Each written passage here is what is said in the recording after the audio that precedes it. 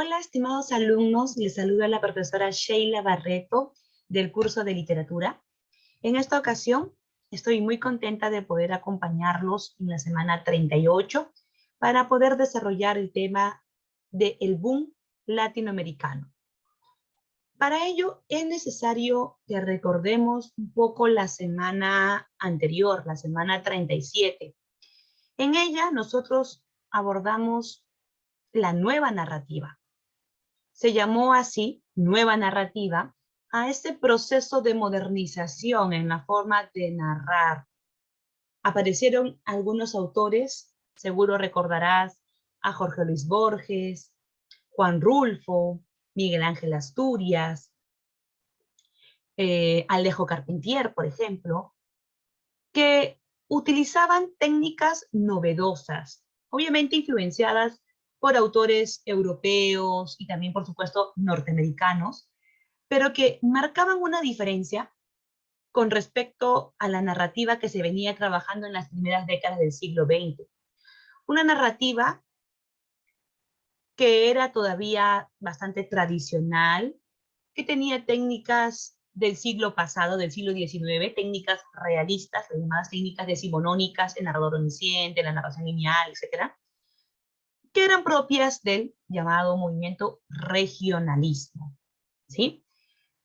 Es en los años 40 donde vimos que se estaba consolidando esta nueva narrativa con los autores que acabo de mencionar.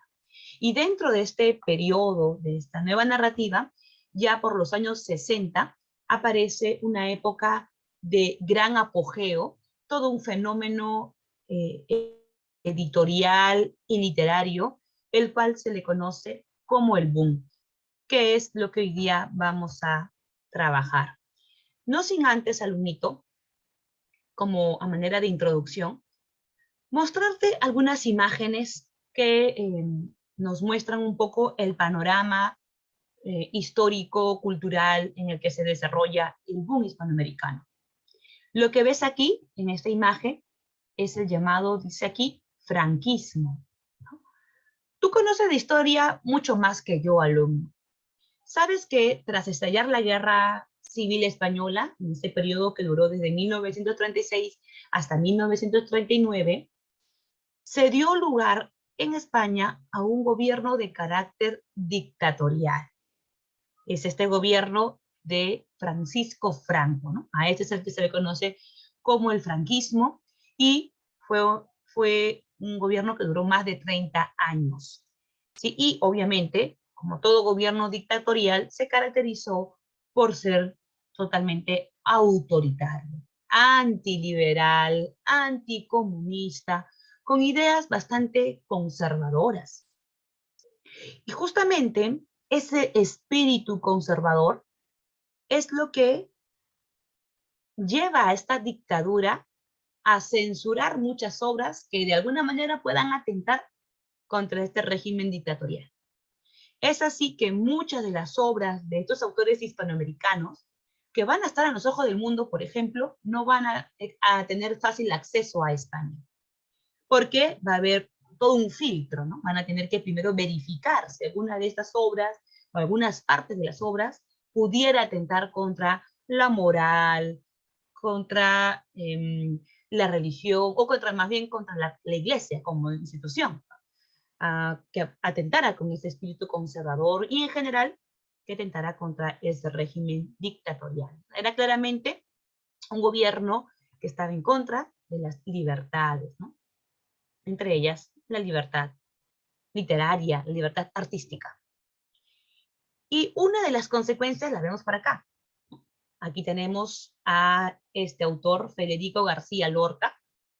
Yo estoy seguro que recuerdas cuando hablamos de la generación del 27, este autor que era un artista completo, ¿no? Un gran poeta, seguro recordarás su obra Poeta en Nueva York, o como también era un dramaturgo, ¿no? Seguro recordarás la obra Bodas de Sangre. Federico García Lorca fue fusilado durante este contexto de la dictadura franquista, en el año 1936. De hecho, él ya había ya venía siendo señalado por la derecha conservadora por tener actitudes que de alguna forma atentaran contra la moral, ¿no? Conservadora de estos grupos, ¿no? Y lo acusaban a Federico García Lorca de ser homosexual y además de manifestar ideas cercanas al comunismo, y era totalmente opuesto a lo que se promovía en ese momento en España, ¿no? Entonces, hablar un poco del franquismo nos lleva a pensar cuál fue la situación también en la que tuvieron que enfrentar estos autores hispanoamericanos, ¿no? En este caso, en España. Bien, en esta sesión, alumnito, tenemos como objetivos conocer el contexto histórico-social y las características del boom, identificar a los representantes del boom, por lo menos del núcleo, y a sus obras, definir el realismo mágico, de acuerdo con la obra de Gabriel García Márquez, y analizar las temáticas y las características de la novela 100 años de soledad, de una manera obviamente bastante breve. ¿Cuál es el contexto histórico? Mira, alumno, el boom, que ya te lo había comentado, fue una época de éxito. No es simplemente un fenómeno literario y editorial. El boom también es resultado, es una consecuencia de tantos conflictos sociales, cambios culturales, políticos, de toda índole, que surgió en Hispanoamérica a mediados del siglo XX. Ya en este proceso de modernización hubo muchos cambios y uno de los factores históricos más importantes que está relacionado con el boom es la Revolución Cubana. Tú sabes que después de la Segunda Guerra Mundial, digamos, el mundo estaba dividido en dos entes, que era pues la URSS y Estados Unidos enfrentados. Por una parte, la URSS con su sistema socialista, Estados Unidos con un sistema capitalista. Y la Revolución Cubana representó el triunfo del comunismo frente al sistema imperialista, capitalista. Y muchos de estos autores del boom que ahora vamos a conocer se sintieron identificados con la Revolución Cubana. Para ellos, la revolución representó un símbolo de esperanza para encontrar, digamos, una solución a esos problemas que atravesaba, esos conflictos que eran constantes en nuestras tierras, ¿no?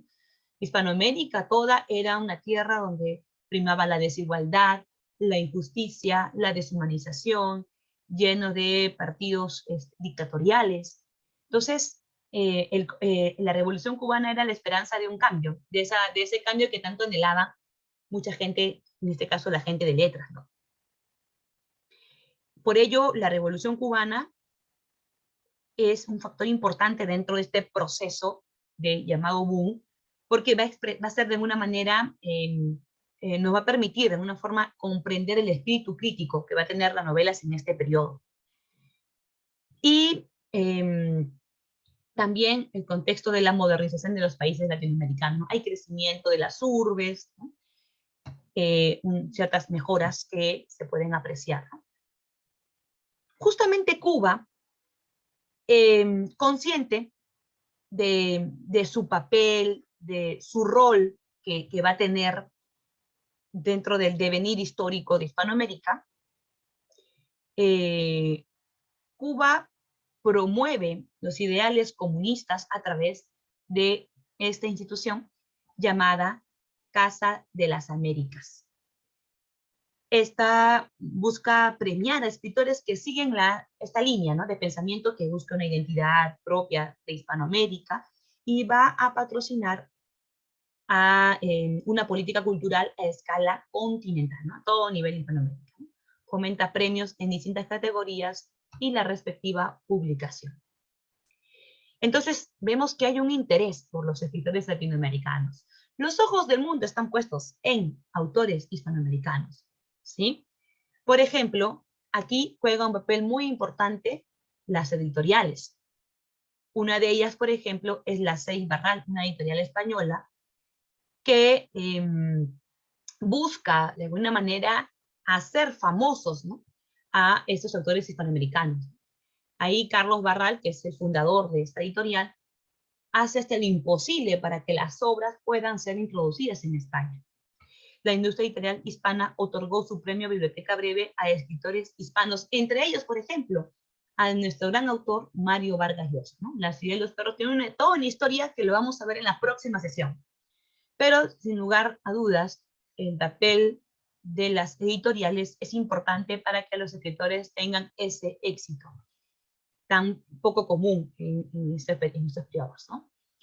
Incluso este éxito no solamente se dio por estos autores del núcleo del boom, sino que comenzaron a aparecer, a tener también mayor fama, los autores que estuvieron en la etapa de los 40, ¿no?, en la etapa de consolidación. También ellos fueron más conocidos.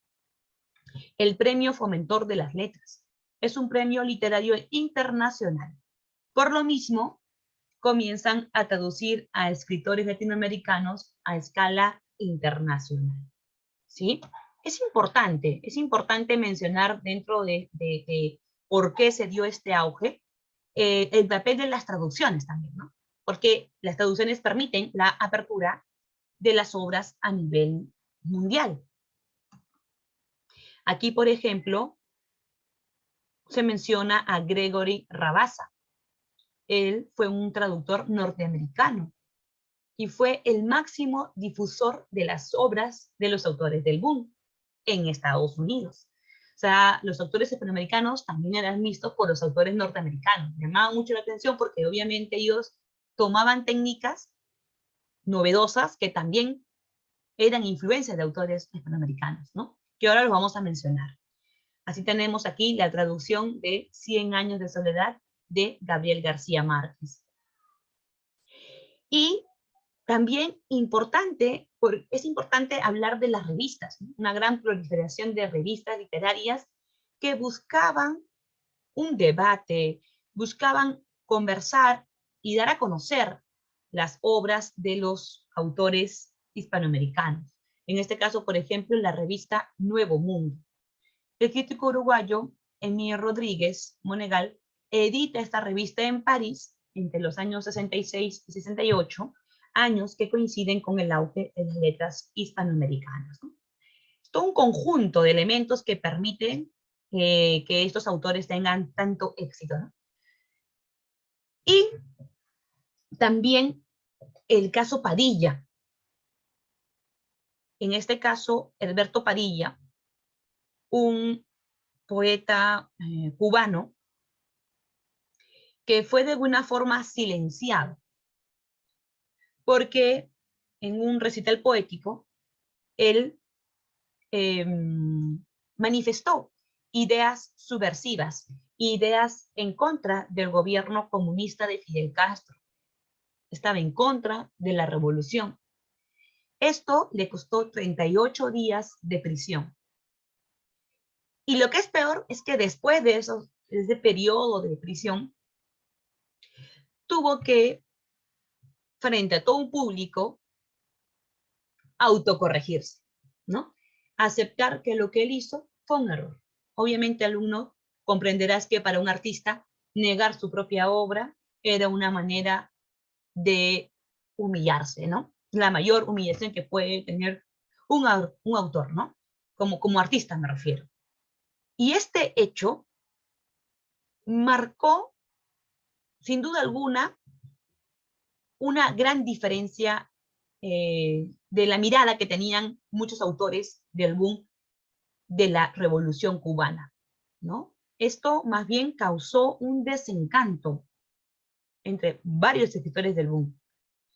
Mario Vargas Llosa en su momento fue comunista, se solidarizó con la causa, se sintió identificado con la revolución, pero fue desencantándose, así como también lo hizo, por ejemplo, Julio Cortázar, ¿no?, que también estuvo en contra de esas actitudes claramente, pues, autoritarias, ¿no?, que atentan contra la libertad creativa también. Entonces, este ideal este romanticismo que se tenía sobre la revolución se va a ir acabando entre los autores con el paso de los años, ¿no? Esto ocurre en 1971.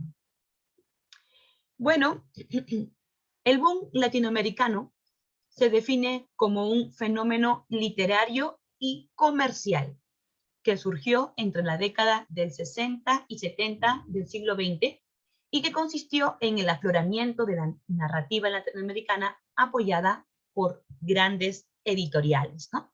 De hecho, fue una ayuda mutua. Los autores se beneficiaban con las editoriales y obviamente, gracias a la gran calidad literaria, las editoriales se beneficiaban también con las ventas de esas obras. Bien, acá tenemos una gran foto, ¿no? Donde vemos a los escritores del boom juntos con Carlos Barral, el dueño de la editorial, en una comida por un premio, ¿no? Un premio Barral en el año 1972. ¿No? Acá tenemos a Gabriel García Márquez, conocido como el Gabo, al peruano Mario Vargas Llosa, a Julio Cortázar, a Joseph María Castellet, ¿no? que nos muestra esa unión, ¿no? de este grupo contemporáneo. Bueno, ¿cuáles son las características más importantes del boom? Nada nuevo que no se haya trabajado la semana pasada, ¿no? De hecho, hemos visto la influencia de técnicas modernistas.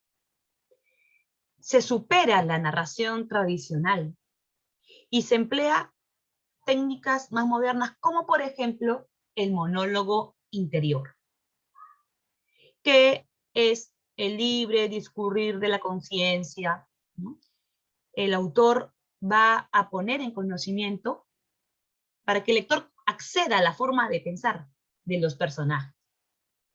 La diversidad de puntos de vista, la ruptura del tiempo lineal, entre otros. Por ejemplo, en la novela La muerte de Artemio Cruz, de Carlos Fuentes, aquí vemos un fragmento que lo voy a leer. Dice: yo despierto. Me despierta el contacto de ese objeto frío con el miembro. No sabía que a veces se puede orinar involuntariamente. Permanezco con los ojos cerrados. Las voces más cercanas no se escuchan. Si abro los ojos, ¿podré escucharlas? Aquí, por ejemplo, nos damos cuenta que hay una narración en primera voz, ¿no? Lo que pasa es que esta novela nos habla justamente de Artemio Cruz, que está en su lecho de muerte. Y en este lecho, el personaje recuerda, de manera casi inconsciente, sus años pasados, ¿no? Y así como que también siente que va a morir, ¿no? Y es precisamente la narración de sus últimas horas la que justamente vemos que está escrita en primera persona, ¿no? Y dice yo despierto. Eso es un monólogo interior, ¿no? Por la forma en cómo se manifiesta, ¿no? La psicología de esa conciencia con la que se está narrando. Ese es un monólogo interior, por ejemplo. Hay otros rasgos de esa novela que lo vamos a ver en un momento, de manera un poco breve, de la muerte de Artemio Cruz. Estas técnicas de monólogo interior, de la diversidad de puntos de vista, también la encontramos en otras novelas como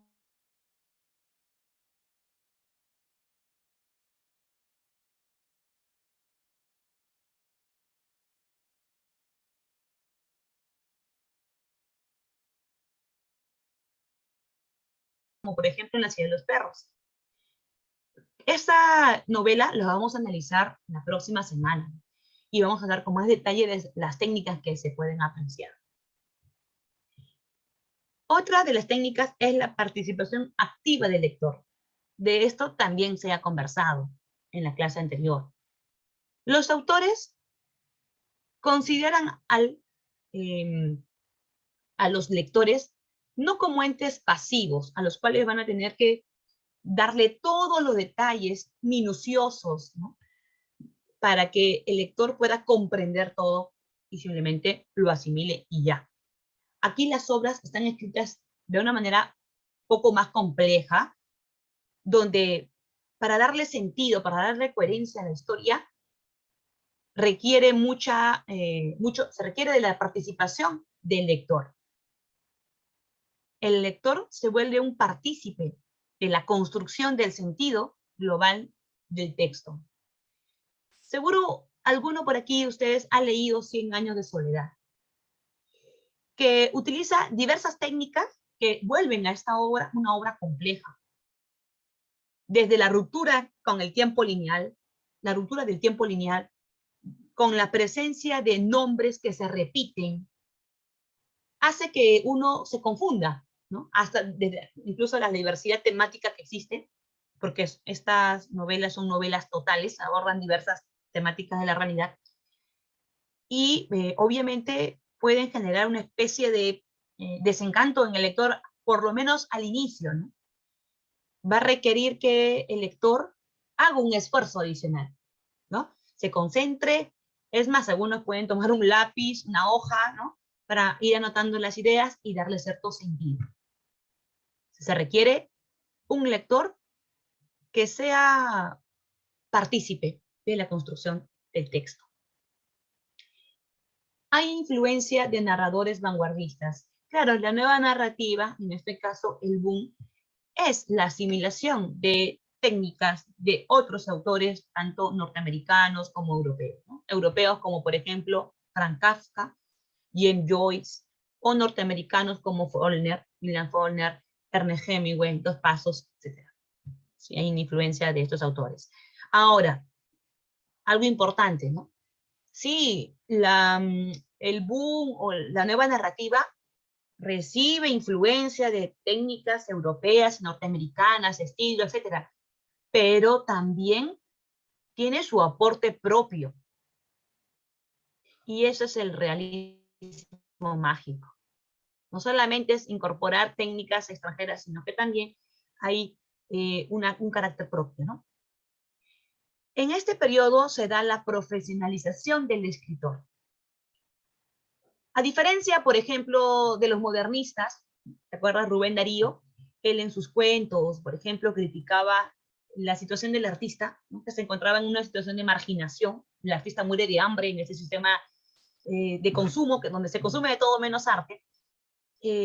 A diferencia de ese periodo, aquí los autores sí pueden vivir de su arte. Su talento les permite vivir de su labor creativa, ya que su trabajo es muy bien remunerado. Además, muestran preocupación política y apoyan a los movimientos sociales populares. Este también es una de las causas del éxito, ¿no? En un periodo donde Hispanoamérica tiene tantos conflictos, de pronto la lectura de estos autores que aborda estos problemas sociales que existen es lo que hace pues ya más llamativo, ¿no? Más vendible. Aquí la técnica del realismo mágico, ¿no? que seguramente está tan asociado a lo real maravilloso que teorizó Alejo Carpentier. El realismo mágico está más asociado, en este caso, a Gabriel García Márquez, ¿no? Pero que tienen, digamos, el mensaje casi es el mismo, ¿no? En el realismo mágico se pretende mostrar una visión más compleja de la realidad hispanoamericana. Busca que esta realidad exprese esa síntesis, ¿no? De los elementos míticos, esa mirada mítica, esa mirada mágica que caracteriza al hombre hispanoamericano, en síntesis con su mirada pues occidental. Pero ese es el realismo mágico, ¿no? La irrupción en la realidad cotidiana de un hecho fantástico o maravilloso y que es visto con cierta normalidad.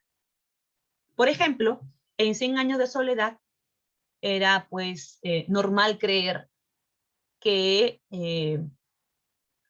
un niño producto de un incesto podría nacer con cola de cerdo.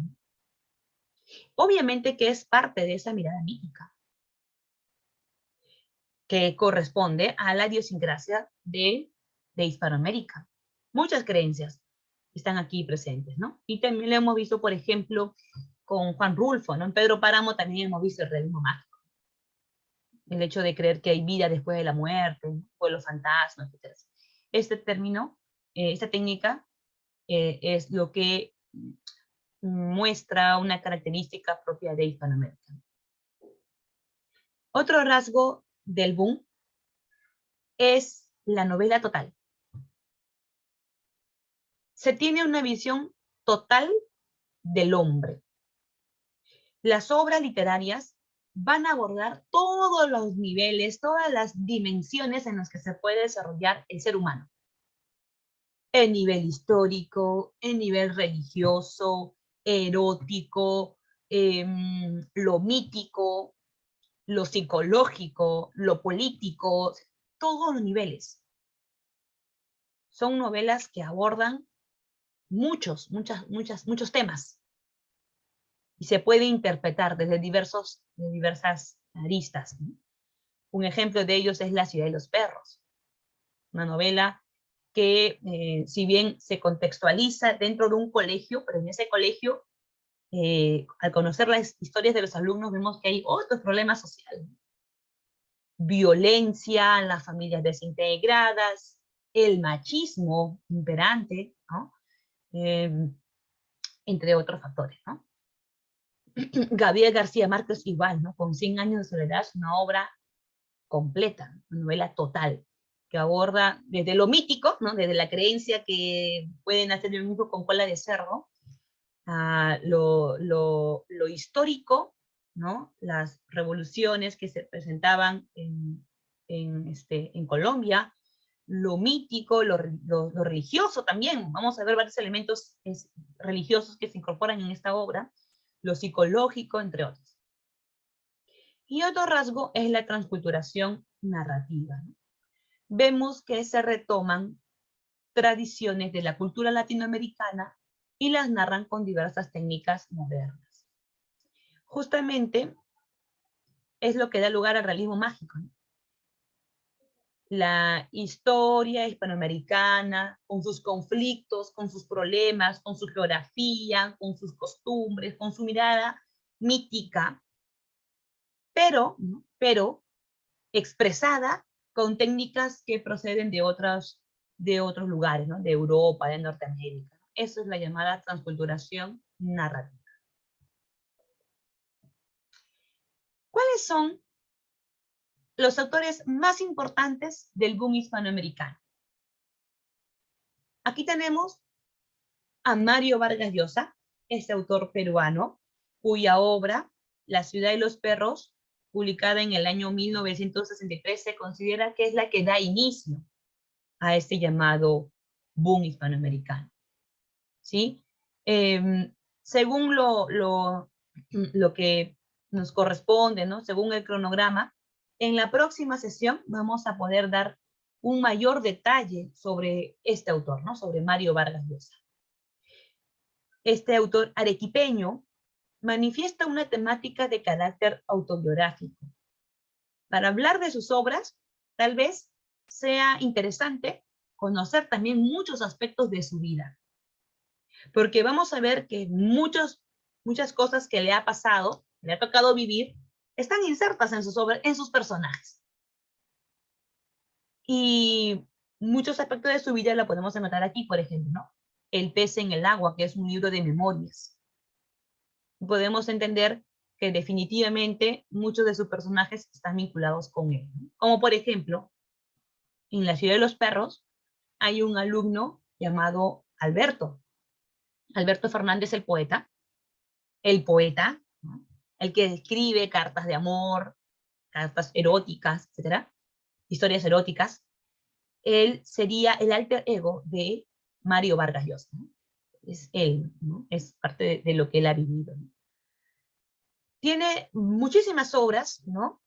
Como El héroe discreto, Pantaleón y las visitadoras, entre otras, que donde se aprecia el uso magistral de técnicas modernas. Él utiliza técnicas como los vasos comunicantes, la multiplicidad de voces, los diálogos telescópicos, el dato escondido. Es un maestro al usar, es un maestro en el uso de las técnicas vanguardistas, ¿no? Innovadoras. Claro, él no utiliza, por ejemplo, el realismo mágico, porque su estilo es más realista, ¿no? O en todo caso sería un neorrealista, ¿no? Porque si bien es cierto, tiene una mirada más occidental, aborda problemas sociales, se centra principalmente en las ciudades, etcétera. Sin embargo, lo hace con técnicas innovadoras, neorrealista, ¿sí? Y muestra una preocupación por lo sensual y lo erótico. Vamos a ver eso, por ejemplo, en obras como Pantaleón el hábito. Igual de acá también, ¿no? En todas sus obras vamos a ver mucho el erotismo, es un tema constante.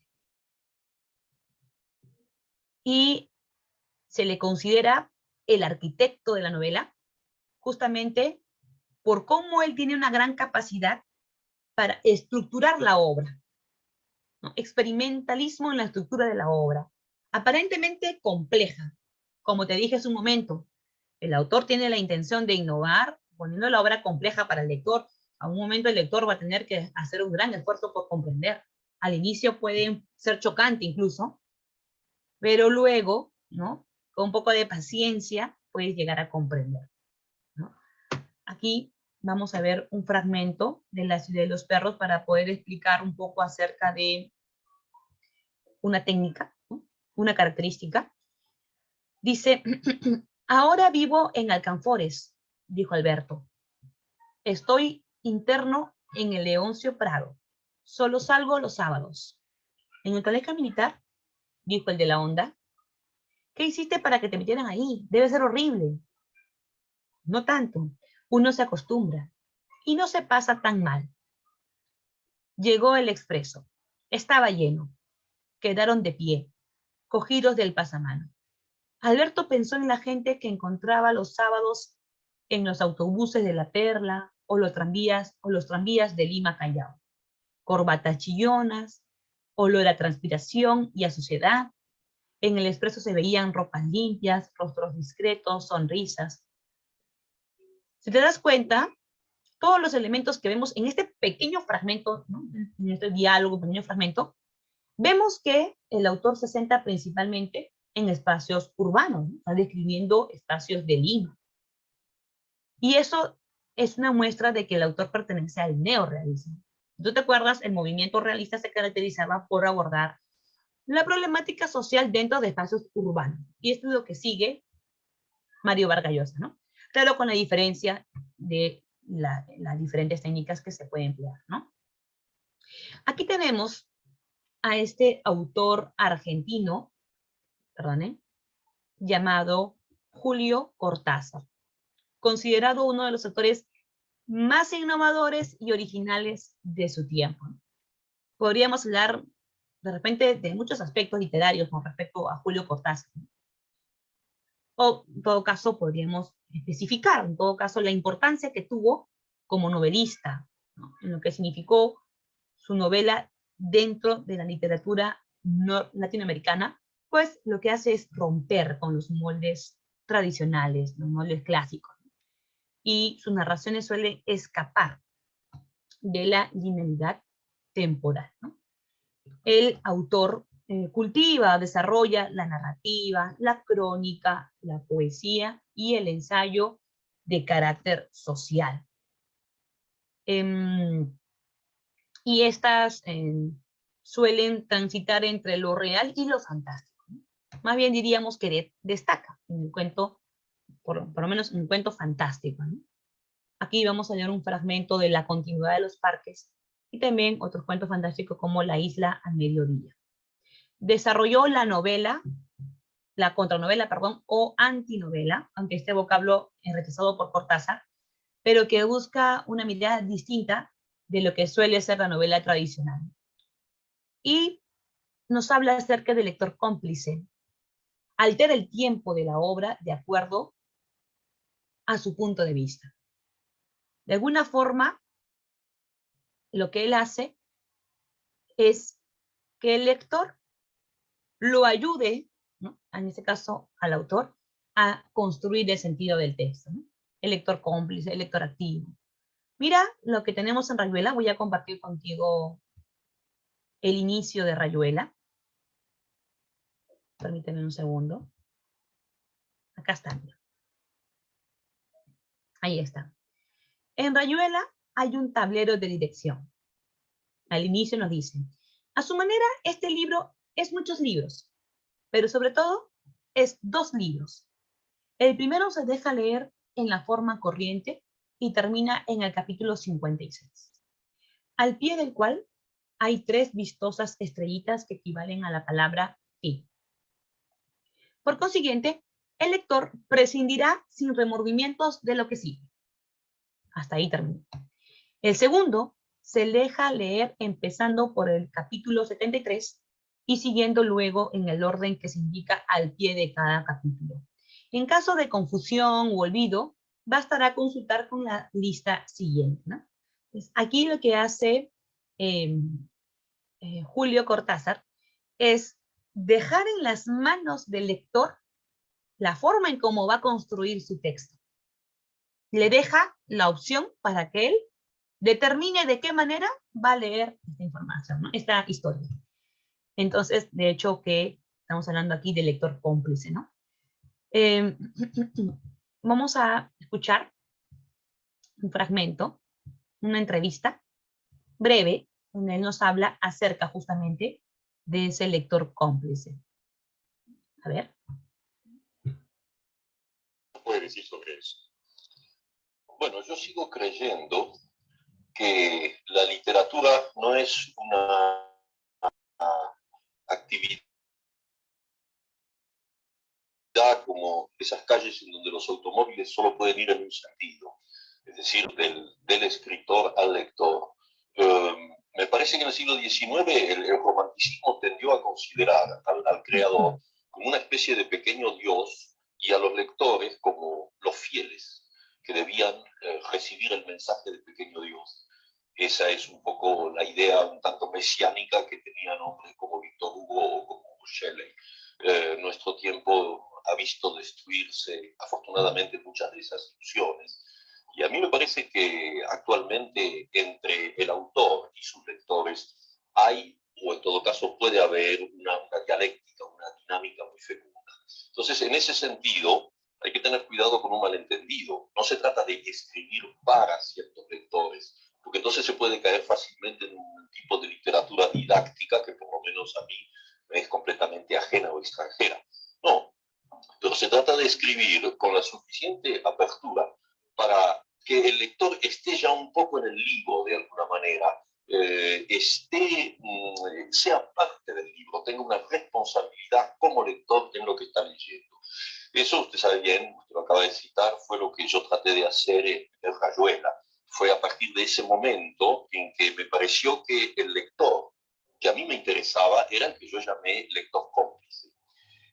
No en el sentido de que obligadamente fuera un lector a quien le gustara mi libro, muy al contrario, podría ser también el lector que lo tirase por la ventana, o sea que a mí me hubiera parecido perfectamente bien si él hubiera encontrado que ese libro no coincidía con sus motivaciones, con su propia concepción del mundo. De manera que la noción de lector pasivo, de ese señor que recibe el mensaje y lo asimila, no cuenta para mí. Y en la medida de lo que yo pueda haber escrito o seguir escribiendo, siempre me parecerá que el lector es ese antagonista fraternal, ese hermano que no sé exactamente quién es, pero que está un poco luchando conmigo en el trabajo de creación. Bien, como has podido escuchar en las propias palabras de Julio Cortázar, la idea de este lector cómplice. Y no solamente Rayuela, también lo vemos en sus cuentos. Por ejemplo, aquí un fragmento de este cuento llamado... Es propio de la realidad perdón. Ser poca y no ser verdad. Disculpen, chicos. se me olvidó poner esto. Decía, por acá, vamos a leer este cuento. Sí, vamos a leer este cuento. Permítanme un segundo. Ahí está. Esta historia comienza con un hombre que vuelve en tren a su finca después de resolver negocios que debían ser atendidos con gran urgencia. Y trata con su mayordomo sobre unos temas y finalmente, después de haber resuelto todos esos problemas, tiene el espacio y la tranquilidad para poder sentarse en su sillón de terciopelo verde, su preferido, dice, que da la espalda a la puerta y se pone a leer una novela que está a punto de terminar. Ya la había leído previamente, pero por fin se pudo terminar. Vamos a leer lo que dice aquí, ¿no? Había empezado a leer la novela unos días antes. La abandonó por negocios urgentes. Volvió a abrirla cuando regresaba en tren a la finca. Volvió al libro en la intranquilidad del estudio que miraba hacia el Parque de los Robles, arrellanado en su sillón favorito, de espaldas a la puerta, que le hubiera molestado como una irritante posibilidad de intrusiones. Dejó que su mano izquierda acariciara una y otra vez el terciopelo verde y se puso a leer los últimos capítulos. Palabra a palabra, absorbido por la sórdida disyuntiva de los héroes, dejándose ir hacia las imágenes que se concertaban y adquirían color y movimiento, fue testigo del último encuentro en la cabaña del monte. Primero entraba la mujer, recelosa. Ahora llegaba el amante, lastimada la cara por el chicotazo de una rama. Admirablemente, restallaba ella la sangre con sus besos. Pero él rechazaba las caricias. No había venido para repetir las ceremonias de una pasión secreta, protegida por un mundo de hojas secas y senderos furtivos. El puñal se entibiaba contra su pecho. Sin mirarse ya, atados rígidamente a la tarea que los esperaba, se separaron en la puerta de la cabaña. Desde la senda opuesta, él se volvió un instante para verla correr con el pelo suelto. Corrió a su vez, parapetándose en los árboles y los setos, hasta distinguir en la bruma malva del crepúsculo la alameda que llevaba a la casa. Desde la sangre galopando en sus oídos, le llegaban las palabras de la mujer. Primero una sala azul, después una galería, una escalera alfombrada. En lo alto, dos puertas. Nadie en la primera habitación, nadie en la segunda. La puerta del salón y entonces el puñal en la mano, la luz de los ventanales, el alto respaldo de un sillón de terciopelo verde, la cabeza del hombre en el sillón leyendo una novela. ¿Qué tal? ¿Comprendiste? Obviamente eso es un cuento donde se manifiesta esta búsqueda del lector activo, ¿no? Claramente vemos que se están uniendo dos historias, ¿no? En principio, la de un hombre que se dispone a leer una novela, y aquí algo importante, ¿no? Es el lector de la novela, es, digamos, una especie de alegoría de lo que es el lector tradicional, el lector pasivo o el lector hembra, como lo llama Cortázar, el cual solamente se dispone a leer, ¿no? A leer lo que suele leer en una novela realista, ¿no? Una trama sencilla, los personajes que describe, ¿no? Y es algo que usualmente Cortázar rechaza, ¿no?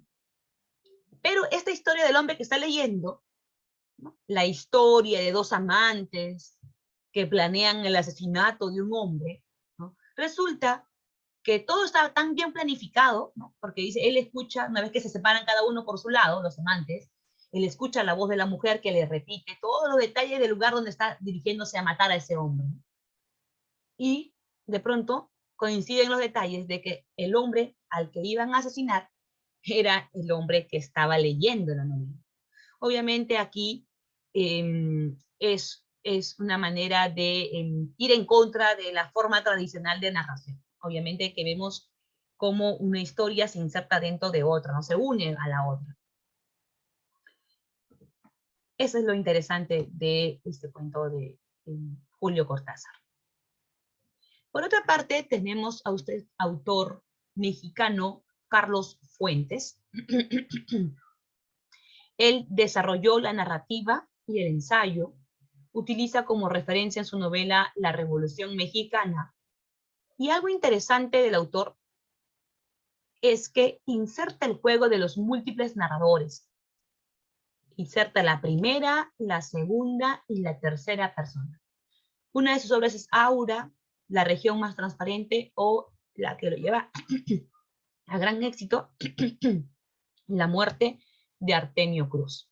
Hace un momento leímos un fragmento, ¿no?, de La muerte de Artemio Cruz también, que nos habla del monólogo interior, ¿no? Dijimos que es la voz interna de Artemio Cruz en su lecho de muerte, son sus últimas horas.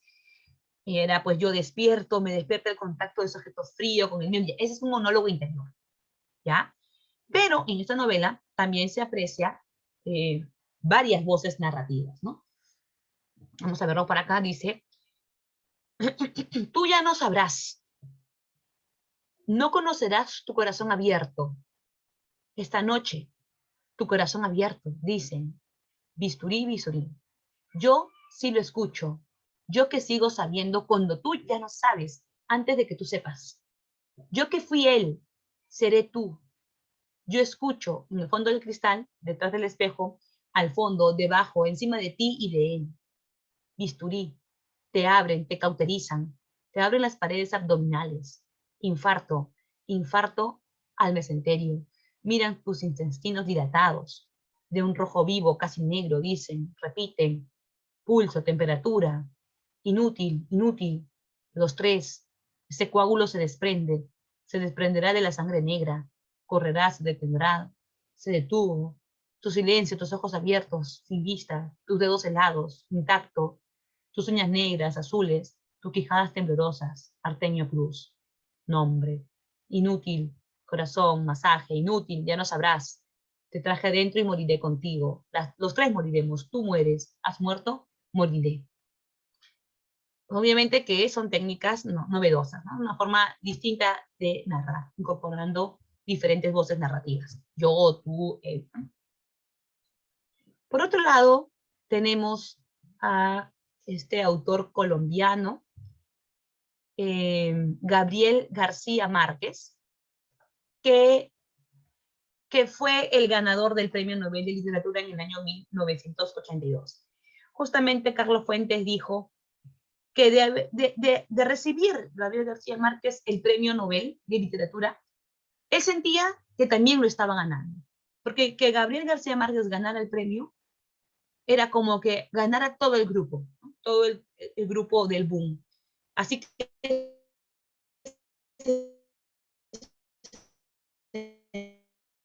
sentía también premiado, dice Carlos Fuentes, ¿no?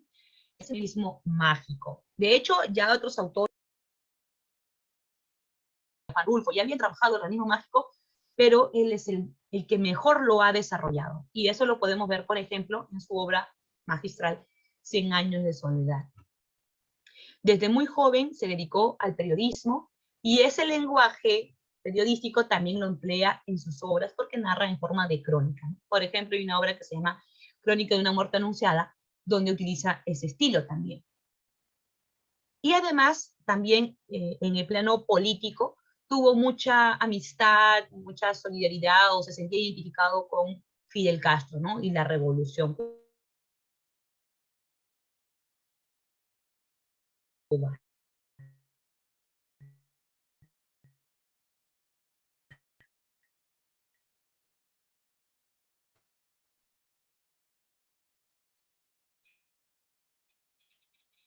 Utiliza técnicas modernas, como por ejemplo Macondo. Macondo, que es la ciudad memorable de 100 años de soledad, también se encuentra en La mala hora o en La hojarasca. Eso es la intertextualidad. En el caso de 100 años de soledad, que nos narra la historia de la familia Buendía, ¿no? Desde los patriarcas, José Arcadio Buendía y Úrsula Guarán, hasta, hasta el niño que nace con cola de cerdo, Para eso han pasado 7 generaciones. Y es la historia de la familia Buendía en las 7 generaciones y de manera paralela la fundación, el desarrollo y también, por supuesto, la destrucción total de Macondo, ¿no? Esta ciudad tan representativa del autor, para el autor. Bueno, aquí vamos a encontrar muchos elementos del realismo mágico y también la ruptura del tiempo lineal. De hecho, la novela no comienza en orden, digamos, de cómo suceden los hechos en la historia, ¿no? La novela no comienza contándonos con lo que pasó con José Arcadio Buendía y Úrsula de Guarán. Ellos se enamoraron a pesar de ser primos, y pese a la negativa de sus familiares, ellos se casaron. Aunque, claro, decidieron no tener hijos, pero eso no se cuenta desde el inicio, eso se cuenta mucho más adelante. Dentro de los hijos que ellos tuvieron está el mayor, José Arcadio, pero los hechos no se narran en ese orden. Mira cómo comienza la novela. Muchos años después, frente al pelotón de fusilamiento, el coronel Aureliano Buendía había de recordar aquella tarde remota en que su padre lo llevó a conocer el hielo. Macondo era entonces una aldea de 20 casas de barro de caña-brava, construidas a la orilla de un río de aguas diáfanas que se precipitaban por un lecho de piedras pulidas, blancas y enormes como huevos prehistóricos. El mundo era tan reciente que muchas cosas carecían de nombre, y para mencionarlas había que señalarlas con el dedo. Si te das cuenta, la historia comienza con su segundo hijo, el primer nacido en Macondo, porque en realidad Macondo va a ser fundado por esos patriarcas, porque antes ellos vivían en otro lugar llamado Riohacha. Pero la historia comienza no desde ese inicio como pareja, ¿no? La historia comienza con el hijo, con el coronel, ni siquiera cuando nace, ¿no? Sino desde que es coronel. Y hay una anticipación, ¿no? Muchos años después, hay una antelación al futuro.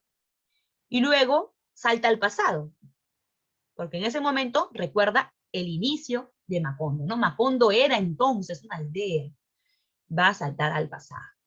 Obviamente aquí hay una ruptura del tiempo, la linealidad del tiempo, la cronología de la historia. Otro de los rasgos de esta novela es el realismo mágico, que se entiende como la inserción, irrupción de hechos sobrenaturales, mágicos, maravillosos, que son parte de la cotidianidad de los personajes, de la historia. Veamos aquí un fragmento de la muerte de José Arcadio.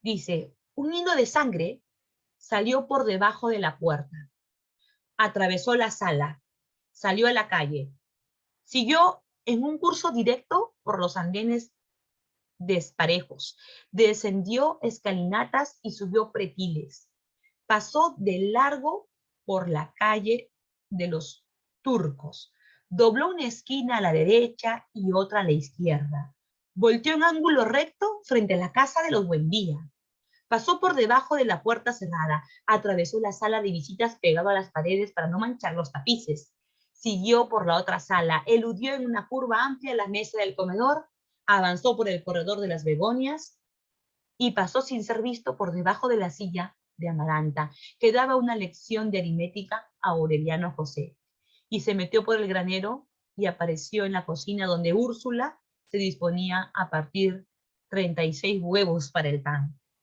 ¡Ave María Purísima!, gritó Úrsula. Este es el momento en que se describe cómo su hijo, ¿no?, se desangra, y esa línea de sangre o hilo de sangre va a recorrer todos los lugares que acabo de leer hasta llegar a los pies de su madre, ¿no? Obviamente, el realismo mágico alumno está basado en la exageración, ¿no? En la hiperbole o hiperbolización, que también es un rasgo que encontramos dentro de esta novela. Bien, hasta ahí hemos terminado con la parte teórica. Voy a compartir la práctica dirigida para consolidar este tema. Vamos con las preguntas. ¿Sí? Número 1.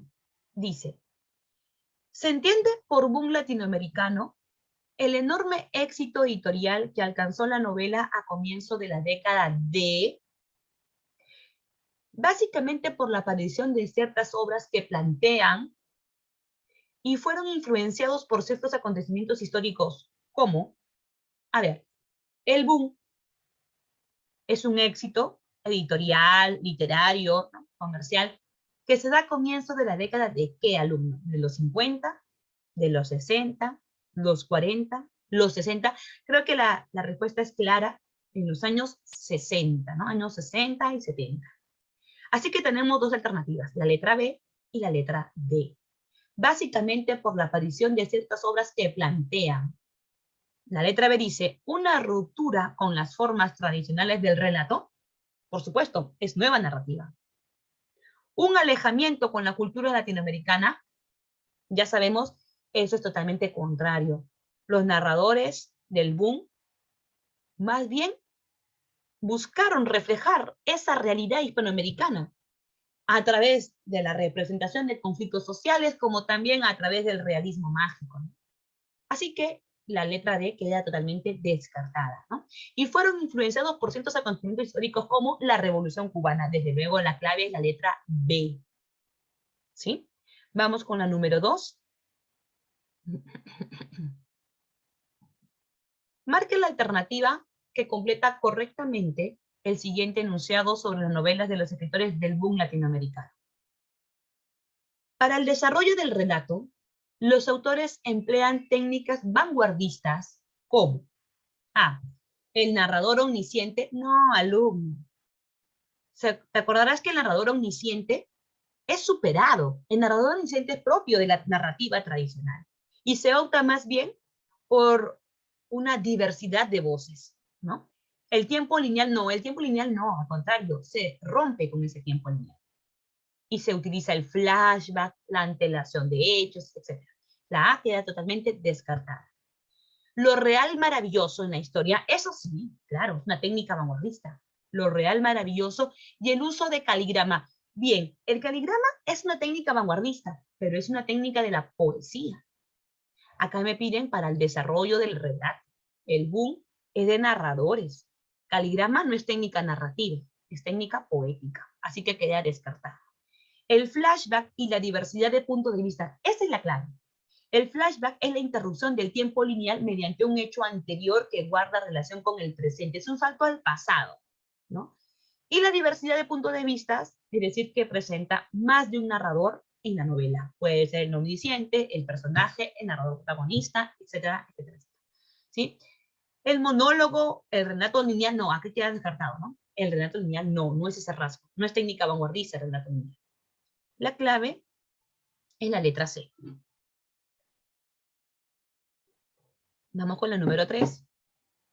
Dice, durante el boom latinoamericano, los escritores buscaban la participación activa del lector, el cual debía reconstruir el tiempo del relato en ocasiones.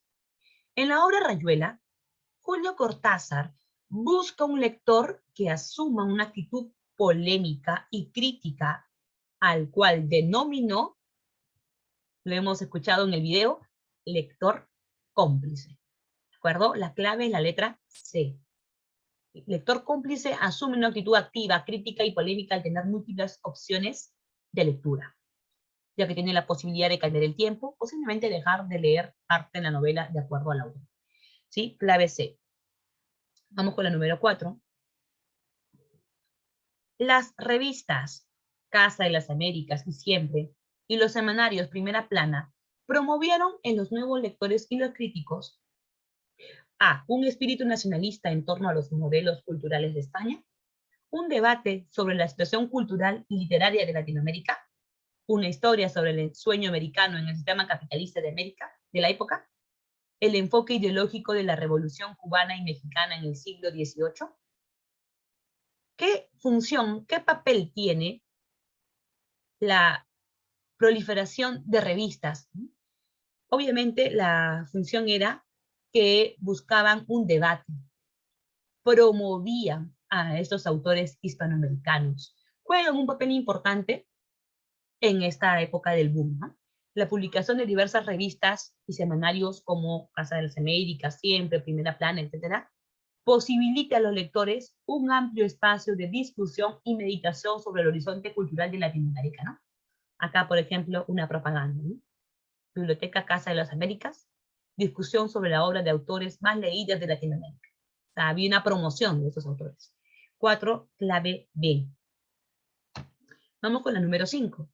Dice, entonces entraron al cuarto de José Arcadio Buendía. Lo sacudieron con todas sus fuerzas. Le gritaron al oído. Le pusieron un espejo frente a las fosas nasales, pero no pudieron despertar. Poco después, cuando el carpintero le tomaba las medidas para el ataúd, vieron a través de la ventana que estaba cayendo una llovizna de minúsculas flores amarillas. Cayeron toda la noche sobre el pueblo en una tormenta silenciosa y cubrieron los techos y atascaron las puertas y sofocaron a los animales que durmieron a la intemperie. Tantas flores cayeron del cielo que las calles amanecieron tapizadas de una colcha compacta y tuvieron que despejarlas con palas y rastrillos para que pudiera pasar el entierro. ¿Qué vemos aquí? Tras la muerte de José Arcadio Buendía, llueven flores amarillas al punto de crear un colchón en toda la ciudad. ¿Eso no es exageración? Y la exageración es lo que da, lo que es la base al llamado realismo mágico, ¿no? En 100 años de soledad, el realismo mágico se narra y se describe hechos extraordinarios que dentro del mundo representado, en este caso dentro de Macondo, no genera sorpresa ni extrañeza, ¿no? Esa es la mirada mítica. El realismo mágico. 5, clave B. Por último, la número 6 dice, indica las características narrativas de Mario Vargas Llosa. ¿Se centra en la narrativa neorrealista? Sí, ¿no? Hemos visto que destaca como representante de la novela neorrealista, la cual se distingue por su tendencia a la objetividad, el análisis de la conducta de los personajes marginados, la descripción de los ambientes urbanos y el desarrollo de temas sociales. Eso es correcto. Incluye rasgos autobiográficos en sus obras, pero por supuesto, ¿no? El Nobel de Literatura 2010 suele insertar vivencias personales en sus obras. Por ejemplo, en La ciudad de los perros, el personaje Alberto Fernández, el poeta, representa el alter ego del escritor, ya que refleja su experiencia en el colegio Leoncio Prado durante su adolescencia. Asimila e innova técnicas narrativas modernas, es un maestro que asimila técnicas narrativas modernas como los vasos comunicantes, diálogos telescópicos, diversidad de puntos de vista, flashback, dato escondido, etc. Supera la objetividad con el narrador omnisciente. O sea, la objetividad se va a superar con el narrador omnisciente. El narrador omnisciente es tradicional, ¿no? Y el autor va a superar la objetividad, pero con la diversidad de puntos de vista, la multiplicidad narrativa, no con el narrador omnisciente. Eso es falso. La clave es la letra A. Aquí te presento el cuadro de claves y con esto finalizamos esta clase. Agradezco al alumnito que estés interesado, ¿no? Agradezco tu disposición para escuchar este video que con tanto cariño lo estamos realizando. Cualquier pregunta en las clases de lenguaje. Cuídense, que tengan un gran día. Hasta luego.